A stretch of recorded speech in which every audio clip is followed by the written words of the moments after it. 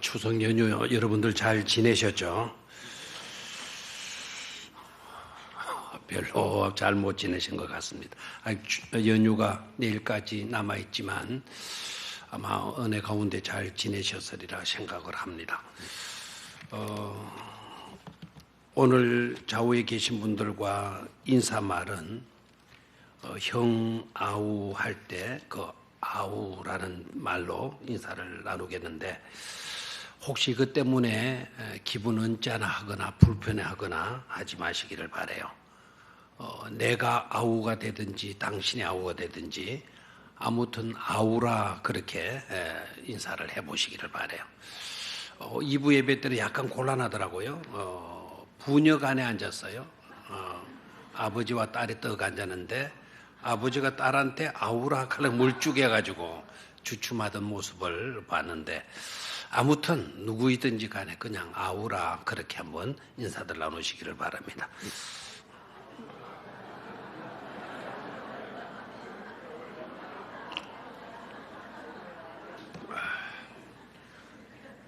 내가 아우란 말인지 네가 아우란 말인지, 사실 이 아우라라고 하는 이 말은 우리나라 말이 아니고 헬라어로 아우라입니다. 헬라어로 아우라. 헬라어로 아우라라고 하는 이 단어의 의미는 참 놀라워요.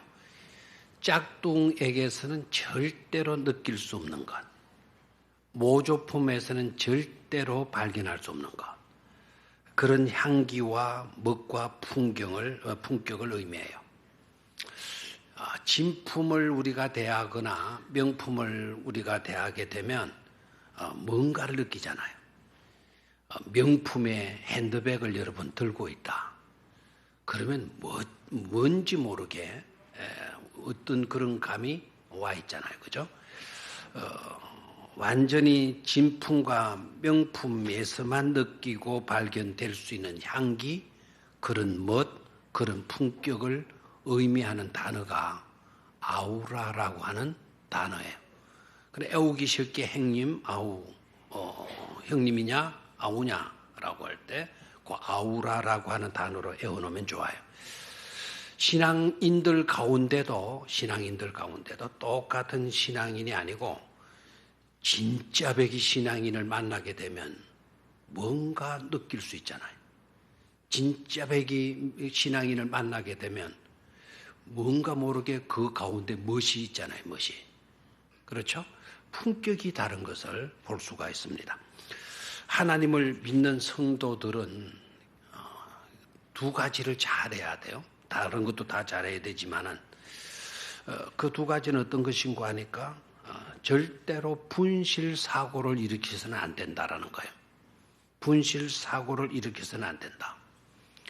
그리고 또 한 가지는 해서는 안 되는 것을 자꾸 하려고 들어서도 안 된다라는 겁니다. 분실 사고, 잃어버려서는 안 되는 것이 바로 뭔가 하니까 하나님께서 주신 기쁨이에요. 절대로 우리가 신앙생활을 해가면서 기쁨을 분실하지 않도록 해야 돼요. 지갑 분실 그 정도 아닙니다. 기쁨을 분실하지 않도록 해야 되고, 또한 우리가 절대로 신앙생활을 해가면서 해서는 안 되는 것은 바로 염려입니다. 염려. 기쁨은 하나님께서 이루신 것이고, 그리고 하나님께서 주신 것이기 때문에 아주 소중한 것이 아닐 수가 없어요. 그 소중한 것을 잃어버려서는 안 되는 거죠. 염려는 하나님께서 이루어 주시고 하나님께서 우리에게 주신 바로 그 소중한 기쁨을 빼앗아 가버리는 것이 바로 염려입니다.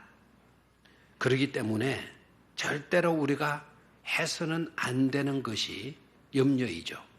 염려하게 되면 하나님께서 주신 소중한 그 기쁨을 빼앗기게 되어지니까 절대로 우리는 염려해서는 안 되는 것이다라는 거예요. 기쁨은 신앙인에게 가장 어울리는 요소예요. 반대로 염려는 신앙인들에게 가장 어울리지 않는 그런 단어입니다. 그렇기 때문에 아우라로서의 그 진품에서만 느낄 수 있는 그 멋진 그리스도인이라고 하는 그런 인정을 받으려고 하면 어울릴 것으로 갖추어야 돼요. 가장 잘 어울리는 것을 우리가 취할 수 있어야 돼요. 신앙인에게 가장 잘 어울리게 하는 것이 바로 기쁨이다라는 거예요. 기쁨이다. 반대로 기쁨은 잃어버리고 염려로만 이렇게 장식해 두었다.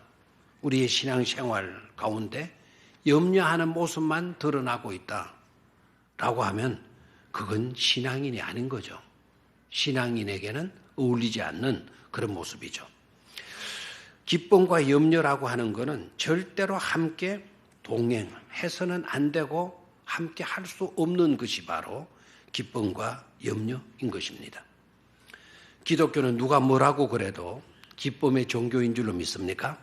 기독교는 누가 뭐라고 그래도 기쁨의 종교예요. 어떤 기쁨입니까? 지음 받음의 기쁨, 창조된 것에 대한 기쁨, 그리고 선택받은 기쁨, 많고 많은 사람 가운데서도 내가 선택받았다는 거, 우리가 선택받았다는 거, 놀라운 기쁨이 아닐 수가 없죠. 저주와 사망의 늪에서 빠져있던 우리를 건져주셨어요.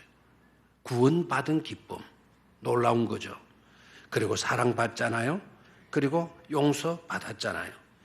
사랑하고 사랑받는 기쁨, 용서받은 기쁨 뿐만 아니라 더 나아가서 하나님 나라를 상속받게 된 기쁨, 이루 말할 수가 없습니다. 그래서 기독교는 누가 뭐라 그래도 무슨 종교다? 기쁨의 종교다라는 겁니다. 그런데 그런 기쁨을 상실하거나 분실해버리거나 그런 기쁨을 파괴해버리거나 그런 기쁨을 깨트린다면 그것은 비극이죠. 큰 불행이죠. 심지어 심각한 범죄 행위가 아닐 수 없는 것입니다. 남을 손에 끼치고 남을 때리고 남을 해롭게 한 것만 여러분 범죄다 생각하지 마시고 남에게 있는 그 기쁨을 빼앗거나 깨트려 버리게 되어진다면 그것 또한 심각한 범죄가 되는 것임을 깨달아야 돼요. 여러분 에덴 동산 알죠? 그 에덴 동산을 가리켜서 낙원이라고 그러잖아요. 기쁠 낙자를 썼어요. 기쁨의 동산이지 않습니까? 그 기쁨의 동산을 파괴한 행위가 바로 사탄의 유혹으로 인간이 에덴에 있는 그 기쁨을 파괴시켜 버렸잖아요. 그래서 어떻게 됩니까? 원죄라고 하는 것이 탄생하게 돼요. 기쁨의 동산에 있는 그 에덴, 낙원인 에덴을 파괴한 행위가 바로 기쁨을 파괴한 행위나 다를 바가 없다라는 겁니다. 그렇기 때문에 무슨 일이 있어도 기쁨을 위해 기쁨의 삶을 살고 기쁨을 깨뜨리거나 기쁨을 분실하는 사고는 일어나서는 안 되는 것입니다. 무슨 일이 있어도 기쁨을 위해 기쁨의 삶을 살아가게 된다면 아우라의 아름다운 인생이 되어질 수가 있는 줄로 믿습니다.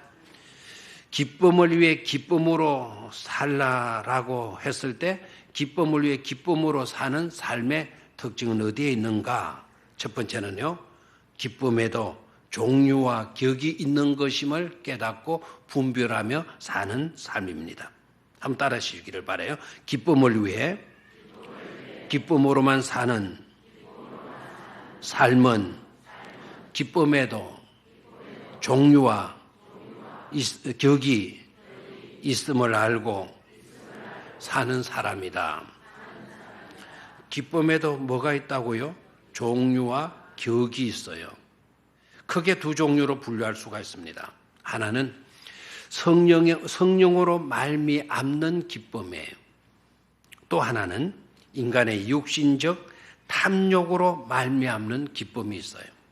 크게 두 종류로 분류한다면 성령으로 말미암은 기쁨과 육신의 탐욕으로 말미암는 기쁨으로 구분됩니다. 이것을 쉽게 분별할 수 있도록 기쁨 그러니까 헷갈리잖아요.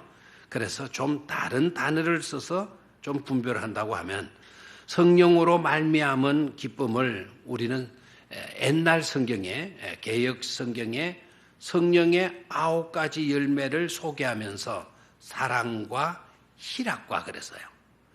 그 희락, 성령으로 말미암은 그 기쁨을 희락이라 말하고 육신의 탐욕으로 말미암는 그 기쁨을 쾌락이라고 설명하면 구분이 쉽겠습니다. 즉 희락은 성령으로 말미암은 것이기 때문에 영적인 기쁨이에요. 쾌락이라고 하는 것은 육신적인 탐욕으로 비롯된 것이기 때문에 이것은 육신적이고 일시적인 것에 지나지 않는 것입니다. 성령으로 인한 희락은 보약과 같은 것이라고 한다면 육의 탐욕으로 인한 쾌락이라고 하는 것은 마약처럼 중독성이 있어서 언젠가는 온전한 삶을 파괴시키고 마는 것입니다. 성령으로 인한 희락은 고통과 어려움 가운데서도 기뻐하는 그 기쁨이 가능하지만 육적인 탐욕으로 비롯된 쾌락은 육적인 탐욕으로 비롯된 것이기 때문에 환경의 영향을 받을 수밖에 없고 상황이 그렇게 되니까 어려우면 기쁨을 가질 수가 없는 것이죠. 그래서 기뻐하기라는 것이 불가능한 것입니다. 기쁨이라고 해서 다 같은 기쁨이 아닌 것이죠. 또한 기쁨이라고 해서 격이 다 같은 것이 절대로 아닌 것임을 깨달아야 돼요. 자, 그러면 기쁨을 위해 기쁨으로 살아가는 인생은 어떤 인생이냐? 기쁨에도 격이 있는 것임을 알고 성령으로 인한 육적인 쾌락이 아닌 성령으로 인한 희락이라는 기쁨을 가지고 살아가는 자들인 줄로 믿습니다. 빌립보 교회는 감사와 기쁨과 찬송으로 태어난 교회라고 해도 과언이 아닙니다. 빌립보 교회는 기쁨과 감사와 찬송으로 태어난 교회예요. 여러분이 아시다시피 사도 바울이 지하 감방이라고 하는 지하 감방에 갇혀서 고생을 하고 어려움을 겪고 고난을 받고 채찍을 맞고 하는 가운데서 불평하거나 원망했더라고 하면 탄생되지 않았을 교회가 바로 빌립보 교회인 것입니다. 그런 어려움 속에서 그런 채찍을 맞아서 신문을 받아서 채찍을 맞아서 그 채찍 맞은 자리에 피가 고이고 피가 흐르는 그와 같은 마당에 있으면서도 바울과 실라는 찬송했죠. 일어나서 기도했죠. 기쁨의 찬송을 부르지 않았습니까? 거기에서 태어난 교회가 바로 빌립보 교회인 것입니다. 그리고 그 빌립보 교회를 향해서 쓰여진 성경이 빌립보서예요. 그래서 빌립보서라고 하면 빌립보 교회에게 보낸 사도 바울의 편지인 것이죠. 빌립보 교회를 향해서 쓰여진 빌립보서를 보게 되면 주제가 뭔가 하니까 그저 기뻐하라는 데 있어요. 하도 기뻐하라라고 하는 메시지가 나오기 때문에 빌립보서를 가리켜서 기쁨의 서신이다라고 하는 별명을 붙여주기도 했어요. 여러분 성경들의 별명들을 갖고 있는데 마태복음 그러면은 여러분 무슨 복음이죠? 마태복음 하게 되면 사자복음이다. 요한복음이다. 요한복음은 무슨 복음이다? 독수리 복음이다. 이와 같이 이름이 붙여져 있듯이 빌립보서는 어떤 성경이냐라고 물으면 뭐라고요? 기쁨의 서신이다. 이렇게 대답하면 잘한 겁니다. 기쁨을 그토록 강조하고 기쁨의 메시지를 많이 담고 있는 성경이기 때문에 그렇습니다. 그것은 아주 중요한 의미를 갖는 것이죠. 단순히 그냥 기뻐하라라는 정도로 쓰여진 것이 아니라 아주 중요한 의미를 담고 있는 것인데, 그 중요한 의미는 바로 뭔가 하니까 교회의 본질적 요소를 강조하고 있기 때문인 것입니다. 교회의 중요한 본질적 요소는 뭡니까? 교회는 기뻐하여야 한다라는 거예요. 다시 한번, 교회의 본질적인 요소는 뭐라고요? 교회는 기뻐야 한다는 것입니다. 여러분, 우리 교회도 기쁨의 교회가 되어져야 될 줄로 믿습니까? 그래서 어떤 교회는 아예 이런 지역 이름을 따가지고 붙인 것이 아니라 기쁨의 교회라고 하는 이름을 딱 갖다 붙이는데 욕심도 되게 많아요. 저거 교회면 기쁨의 교회인 것처럼 우리 교회도 무슨 교회죠? 기쁨의 교회가 되어져야 되는 거죠. 저 교회는 기쁨의 공동체이어야 되고 절대로 교회가 분실해서는 안 되는 것이 바로 뭔가 하니까 기쁨이다라는 거예요. 왜 교회는 기쁨의 교회인가? 왜 교회는 기쁨을 분실해서는 안 되는 것인가? 이유는 딱 한 가지예요. 교회가 구원받은 자들의 공동체이기 때문에, 교회가 구원받은 자들의 공동체이기 때문에 기쁨이 중요한 것입니다. 교회가 그 기쁨을 소유하면, 분실하지 않고 그 교회가 그 기쁨을 소유하고 있다면 그 교회는 교회다운 아우라 교회가 되어질 수가 있는 것이죠. 숫자나 규모나 어떤 크기에 상관없어요. 숫자가 얼마 모이든지 규모가 어떠하든지 크기는 어느 정도의 크기의 교회인지 상관없이 교회가 가지고 있는 그 기쁨을 분실하지 않고 잘 간직하고 있다고 한다면 그 교회는 교회다운 교회, 아우라 교회가 되어지는 것이고, 규모가 아무리 크고 많은 숫자가 모이는 교회라고 하더라도 그 교회 안에 기쁨이 없다면, 기쁨을 상실하고 말았다면 그 교회는 교회다운 교회가 될 수가 없는 것이죠. 즉 아우라의 교회가 아닌 것입니다. 그러니 무슨 일이 있어도 기뻐하고 그 누구에게도 그 기쁨을 잃게 하지 말아야 되고, 품격 있는 기쁨을 위해 기뻐하는 교회로 나아가는 데에 우리 모두는 기도하고 결단해야 될 줄로 믿습니다. 품격 있는 기쁨의 성도들이 되시기를 주의 이름으로 축원합니다. 한번 좌우에 계신 분들에게 품격 있는 기쁨의 성도가 되시기를 바랍니다. 한 번 더 인사하시기를 바라요. 품격 있는 기쁨의 성도가 되시기를 바라요. 한 번 더 하십시오. 기쁨을 도난당하지 마십시오. 기쁨을 해치지 않고 지켜드리겠습니다.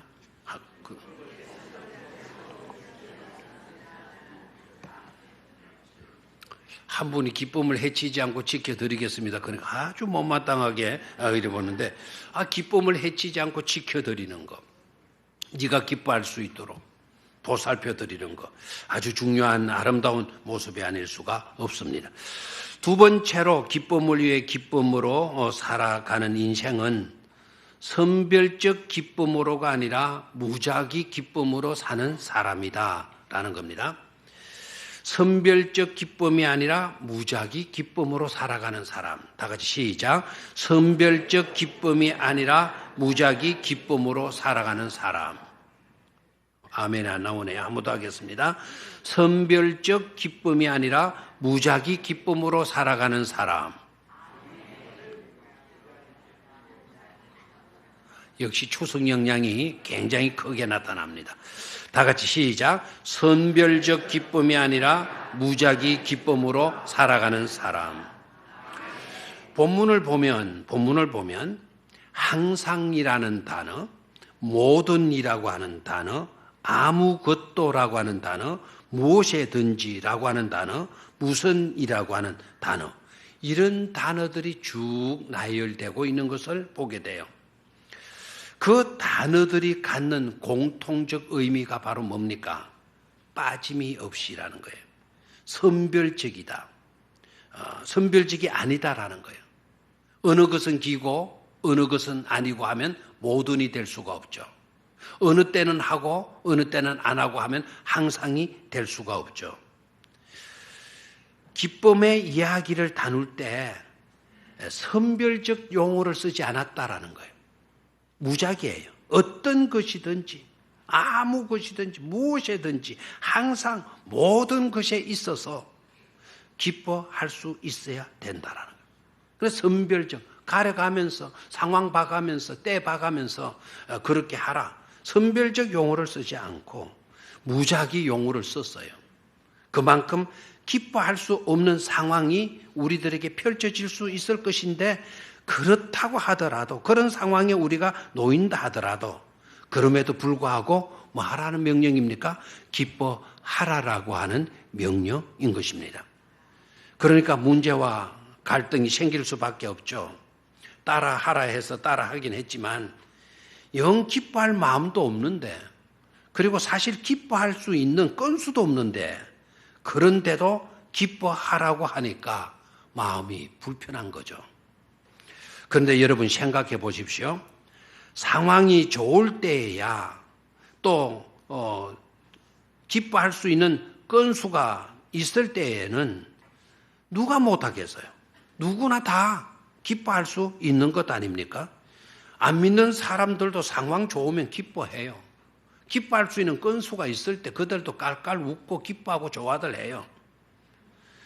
안 믿는 사람들도 상황 좋을 때 다 그렇게 합니다. 믿는 사람들이 상황 좋을 때만 기뻐한다? 그럼 안 믿는 사람들과 무슨 구별점이 있는 겁니까? 다른 게 뭐가 있는 겁니까? 우리가 안 믿는 사람들과 다를 수 있는 것은 그들이 기뻐할 수 없는 것에서 우리는 기뻐할 수 있어야 안 믿는 사람들과 구별된 존재들이 되어질 수 있는 줄로 믿습니다. 그러니까 신앙인들은 상황이 좋을 때도 물론이겠지만 상황이 좋지 않을 경우에도 기도하고 감사하고 기뻐할 수 있어야 될 줄로 믿습니다. 그래서 사도 바울은 이렇게 말을 해요. 10절의 말씀을 한번 볼까요? 10절 앞부분을 같이 읽습니다. 시작. 내가 주 안에서 크게 기뻐함은, 다시 한번요. 거기까지만. 사도 바울이 이렇게 말을 해요. 내가 주 안에서 뭐 한다? 크게 기뻐한다라고 이야기를 해요. 지금 사도 바울은 엄청나게 기쁘다라는 겁니다. 기뻐서 막 죽겠다는 말을 그렇게 쓰면 안 되지만 기뻐서 막 어쩔 줄을 모르겠다라는 그런 표현을 써요. 사실 사도 바울이 기뻐할 수 있는 상황입니까? 여러분 빌립보서, 에베소서, 골로새서, 빌레몬서는 옥중서신이라고 해요. 사도 바울이 감옥에서 기록한 성경들이에요. 그 가운데 빌립보서가 들어있거든요. 그러면 이 성경을 사도 바울이 어디에서 기록했다고요?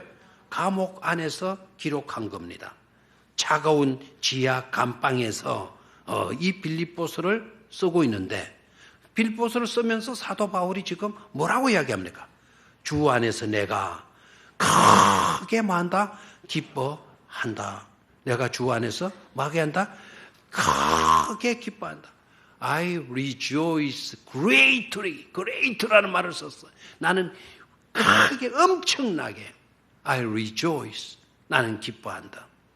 주 안에서 크게 기뻐한다. 이렇게 말하고 있어요.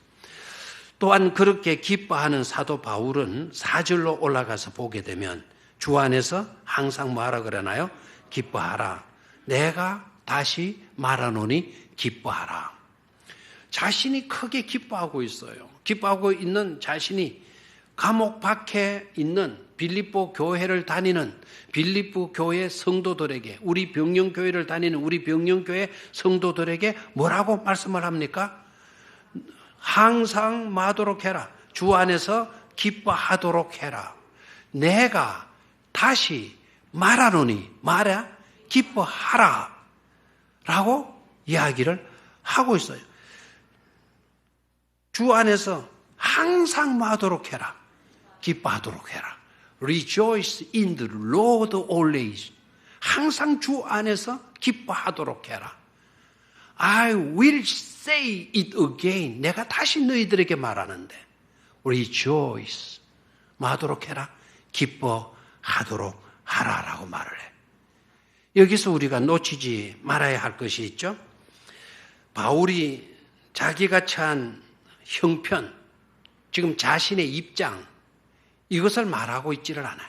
내가 감옥에 있으니 답답하다. 나는 감옥에 있으니 얼마나 피곤한지 모르겠다. 너무 심심하고 따분하다. 그런 말을 쓰고 있는 것이 아니라 자신은 주 안에 있다. 나는 주 안에 있다. 삶의 자리가 주님 안이라는 거예요. 그리고 자기의 소속은 세상 속에, 감옥 속에 있는 그런 자가 아니고 주님 안에 소속되어져 있는 존재라는 것을 분명히 밝히고 있어요. 그러면서 나는 기뻐한다. 그리고 너네들도 주 안에 있는 자들이다. 주 안에서 in the road rejoice. 주 안에서만 하도록 해라. 기뻐해라. 그것도 항상 always. 항상 기뻐하도록 해라. 이렇게 권면하죠. 여기에 놀라운 비밀이 있습니다. 주님 안에 있으면 주님 안에 있으니까 어떤 형편에 처하든지 문제될 것이 없더라는 거예요. 주님 안에 있으니까 어떤 형편에 놓이든지 문제될 것이 없기 때문에 나는 크게 기뻐한다. 주님 안에 너희들도 있지 않느냐? 염려할 것 없다. 크게 마도록 해라. 기뻐하도록 하라라고 하는 것입니다. 이것은 마치 다윗이 여호와는 나의 목자가 되시니 내게 부족함이 없으리로다 고백한 것과 같은 고백인 것입니다. 이러한 고백이 우리가 너무도 좋아하는 성경 구절 13절에도 잘 드러나고 있어요. 자, 13절 여러분들이 다 좋아하는 성경 구절이죠. 그죠? 13절 다른 성경 구절은 몰라도 아마 이 구절만큼은 애우고 계시는 분들도 있을 수 있어요. 자, 시작.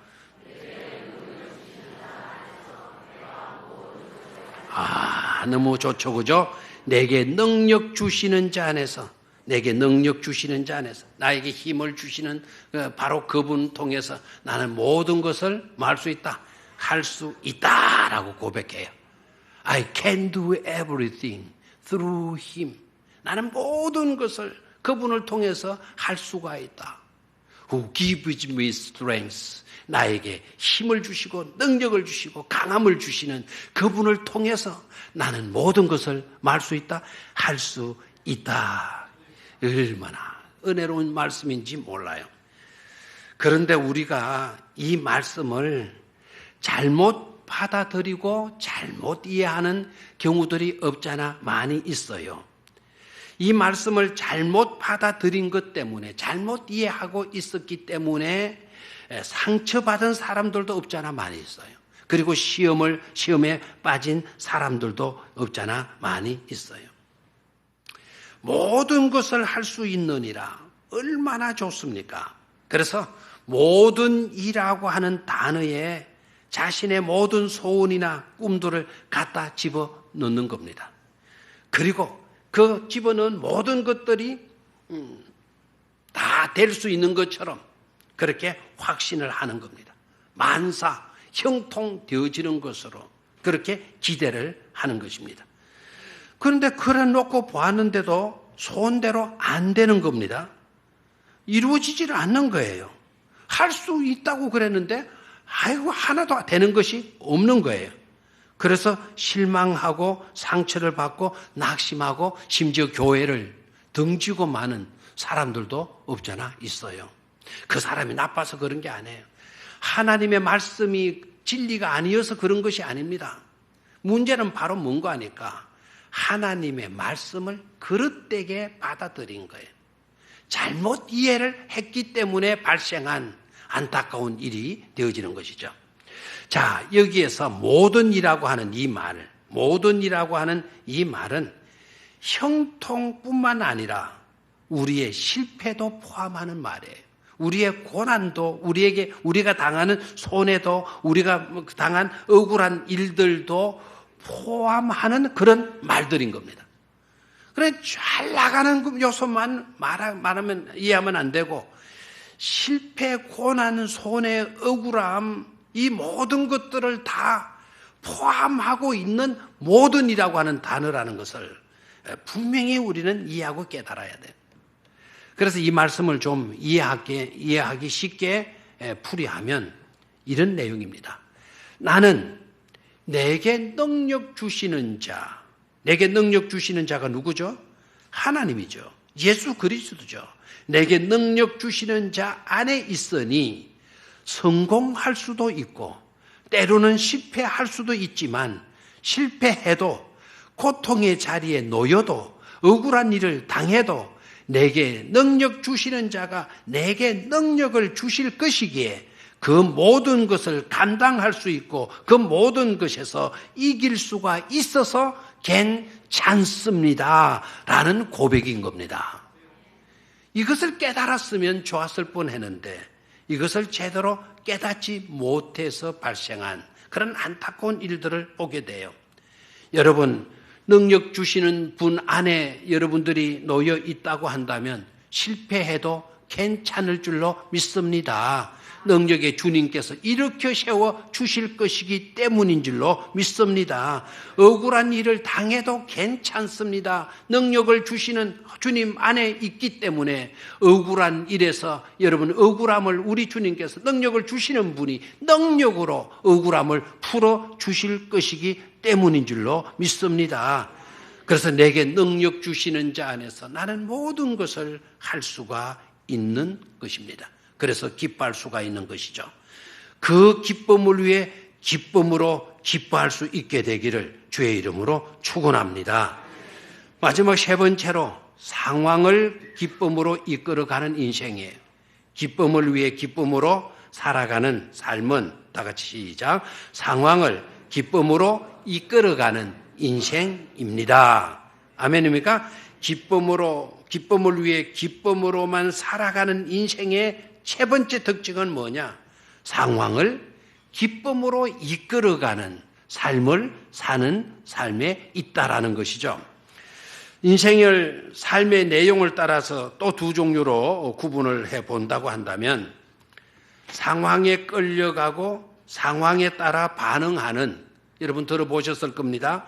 온도계 같은 인생이 있는가 하면 상황을 이끌어가고 환경을 다스리는 온도 조절기와 같은 삶을 살아가는 인생이 있는 거죠.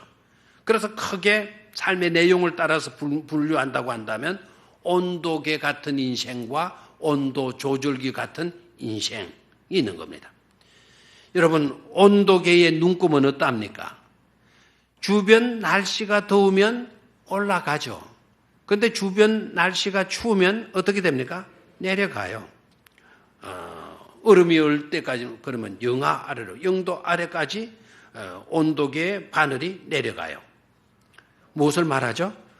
환경 따라서 올라가기도 하고 환경 따라서 내려가기도 하는 거죠.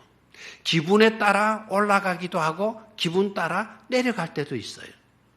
신앙생활도 봉사생활도 그렇게 합니다. 기쁨의 삶도 그렇게 합니다. 신앙생활도 기분 좋으면 아주 불붙은 것처럼 예배 30분 전에 나와서 기도하고 준비 기도하고 교회당 청소도 하고 그럽니다. 그런데 기분 더럽게 나쁘면 아예 예배도 빠지고 맙니다. 봉사생활도 그래요. 기분 좋을 때는 그냥 땀 흘려 막 허리가 부러지도록 열심히 해요. 그런데 기분 잡치는 날이면 하던 봉사도 다 놔버리고 말지 않습니까? 기분 좋으면 막 그냥 난리죠. 그냥 기분 다운되면 형편없어요. 어떤 사람은 돈이, 어떤 사람은 주식이 온도계이더라고요. 돈이 불리면 기분도 업이에요. 돈이 안 벌리면 완전히 다운돼 버려요. 어떤 집에 보니까 어떤 집 부모들은 아이들의 성적이 온도계더라고요. 아이들이 성적이 올라가니까 막 통닭집 전화번호 찾는다고 난리들 하더라고요. 아이 점수가 떨어지니까 뭐 통닭집 전화번호 무슨 통닭, 해초리 찾는다고 난리더라고요. 주변 환경 따라서 온도계 눈금이 올라갔다 내려갔다, 기분에 따라 올라갔다 내려갔다, 환경에 이끌리는 삶을 사는 것이죠. 그런데 온도 조절기는 어떤 겁니까? 온도 조절기는 적정의 온도를 맞춰 놓으면 그 온도만큼 올려주거나 또 내려줍니다. 날씨가 추우면 기온을 올려주고 날씨가 더우면 낮춰줘요. 여러분 여름에 에어컨 틀어보셨죠? 집안 온도가 32도예요. 그럼 너무 더워 죽겠어. 그래서 에어컨에 온도계를 26도로 딱 조절 만들잖아요. 만들어 놓으면 32도 올라갔던 방 안 온도가 26도로 뚝 내려와 주죠. 그게 온도 조절기의 역할입니다. 이 온도 조절기는 날씨가 추우면 기온을 올려주고 더우면 낮춰주죠. 주변 환경을, 기분을 기쁨으로 긍정으로 이끌어가요. 환경이나 기분이 좋지 않아도 기도로 풀어갑니다. 그래서 기분 좋도록 만들어 놓고 기분 좋은 환경으로 갖고 가게 되는 것입니다. 이런 사람들은 환경이나 사람들에 의해서 영향을 받는 삶이 아니라 다른 사람을 축복하면서, 오늘 조장로님께서 기도하면서 선한 영향력을 끼치는 성도가 되게 해달라고 기도했는데 바로 축복하면서 선한 영향력을 끼치며 살아가도록 만들어준다 이 말입니다. 온도 조절기와 같은 삶이니까. 우리가 분명히 깨달아야 할 것은 하나님은 우리에게 온도 조절기를 달아주셨다라는 겁니다. 하나님은 우리에게 온도 조절기에 사명을 안겨주셨다는 것을 분명히 깨닫기를 축원합니다. 그래서 믿음의 사람들을 통하여서 기쁨을 위해 기뻐할 수 있는 세상으로 만들어 가도록 해 주시는 것입니다. 여러분 각자가 꼭 그런 자가 되시기를 주의 이름으로 축원합니다. 좌우에 계신 분들과 인사 다시 한번 나누는데 선한 영향을 끼치는 온도 조절기가 되시기를 바랍니다. 축복하면서 인사하십시오.